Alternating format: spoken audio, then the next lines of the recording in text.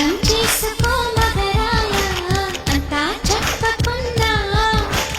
ఇంకా చాటుగా మిగిలాయా కనులు చెదిరే కాంచన వివరించే వీలు ఉందా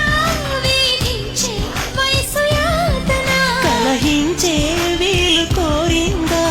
కసిరే కైపు కామనా నప్పంటూ భయపడతానా తీపి గాయాలు చేస్తున్నా నిప్పంటిన సరసన ఆపసోపాల తాపాలు చల్లార్చనా ఎలుకో నాయక రాసిచ్చానా ఇలాగా ఎనకు బాలిక